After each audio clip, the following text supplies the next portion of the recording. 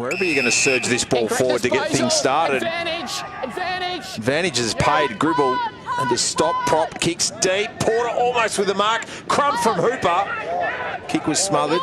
Dixon quick to get hand to foot to try to clear it.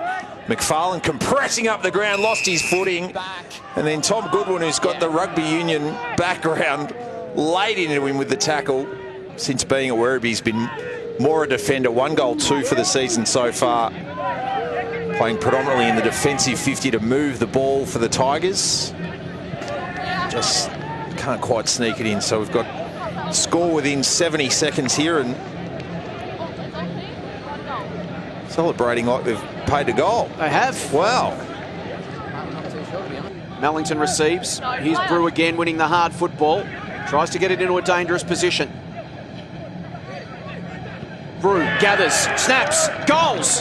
Werribee have got 2. So we see a number of the Coburg forwards working their way to the contest. Guthrie the handball. That's off the back of the heel. Oh, that's costly from Jakubaccio. Jake Sharp is now the man with the free kick, wearing that glove after the injury earlier in the season. A couple of steps around on the curve. Oh, that's nice. They are in firing form early, Werribee.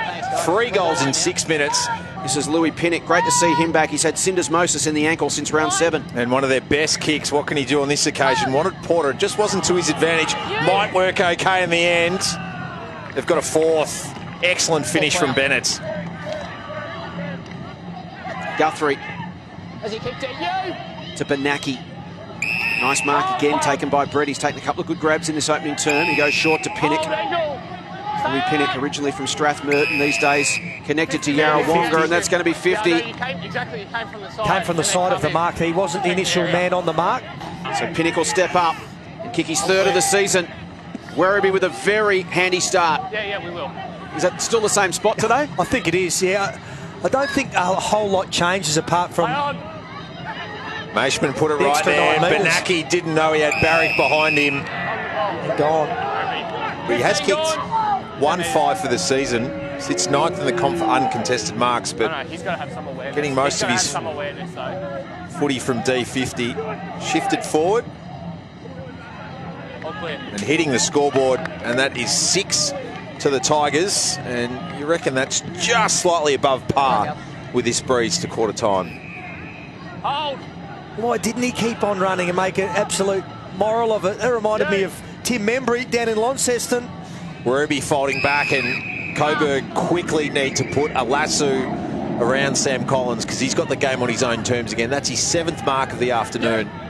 It's great that these 2 clubs were so proactive about this opportunity this afternoon. It's a good point from Daniel Cherney. Goal square was never a square, was it? Never known people to be so particular about their shapes. The goal rectangle just doesn't quite roll off the tongue quite so well. So hardly anyone inside the defensive 50 at all for Corigliano. The zone's been pushed right back to about 65 from goal, and that's why. Now 7th kick into the quarter, turned over by Collins. Worth his weight in goal marking that ball. That's his 10th mark, Nudge.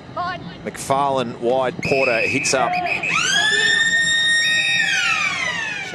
Worth mentioning, of course, Werribee missing Josh Corbett, who's still recovering from that poke in the eye a few weeks ago. Talking to Werribee staff pre-game, they're expecting he's a chance to come back for next week's match against Box Hill. Tigers head back inside forward 50. Sneaking it home. Matty Brett doing it at both ends. Swizbalek has to go himself. Hitting it in the other direction is Bucks. Feeds a handball. McFarlane on the burst from 48 metres. Beautiful finish. So nothing too adventurous from the kick-ins this afternoon, although that one's going to be a costly turnover. Oh, he telegraphed it, didn't he? We all knew where that ball was going to go, and Bucks just read it far too easily.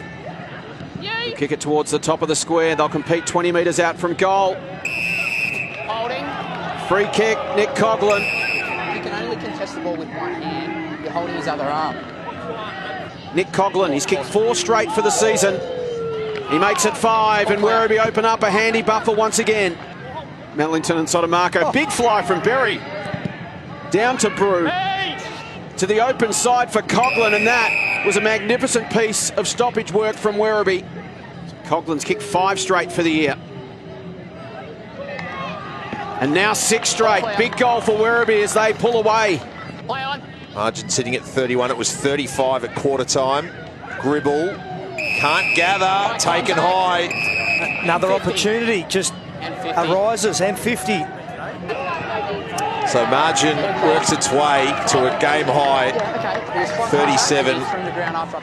Played 11 games locally. He's been impressive this afternoon. Aylett mops up from half back, shares with Pinnock. Oh, sorry, mate. Dixon in front of Porter, who created the spillage. Butts carves his way through traffic.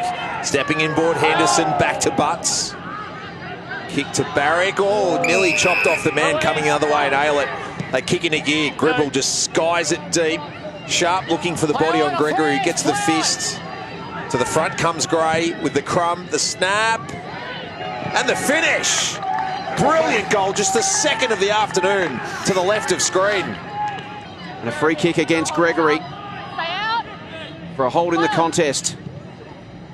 So margin at 36. Barrick, plenty of options streaming forward for him. One of them, Hooper, finally gets away from Iacobaccio and just toes it through in the end.